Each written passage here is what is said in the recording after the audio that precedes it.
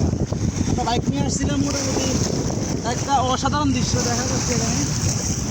মানে এই যে বাইক দেখা বাইকের দোকানে রেখে আসলাম। নদীর যে ঢেউ, আমাদের কিন্তু সাউন্ড মাইক্রোফোন নাই, সাউন্ড শোনা যাচ্ছে না। ওই যে আরেক এদিকে আরেকটা কিন্তু ছাগলের 3 নম্বর হচ্ছে। আসলে না, বাস্তবে আমাদের পাশে যে এত সুন্দর জায়গা আছে, এটা আপনারা অনেকেই এখন আসে নাই, আসলে আসতে পারেন।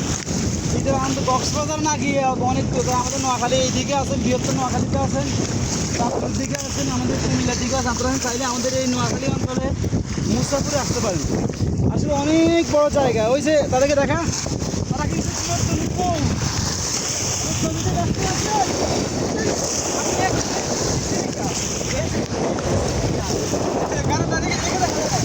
সিসিলিকা, সেইখান দাঁড়িয়ে খুব সুন্দর সুন্দর ছবি তুলতে সিসিলিকা।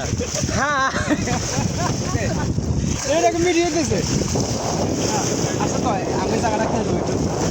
জায়গাটা আসলে সুন্দর সুন্দর। হ্যাঁ হ্যাঁ, অনেক সুন্দর জায়গা। আপনারা সবাই আসবেন, যারা যারা কাছে আসছেন বা না, করছি যে কক্সবাজার অনেক দূরে, আমাদের যারা মানে বৃহত্তর নোয়াখালীতে আছেন, কুমিল্লা ফেনীতে, আপনার চাইলে কিন্তু আসতে পারেন। যাদের অনেক মোটরসাইকেল থাকলে বেস্ট আসার জন্য। একদম অনেক বিশাল বেড়িবাঁধ, এবার সুপারি বাগানগুলো আছে, একটা কক্সবাজারের ফিল পাবেন, আশা করা যায়।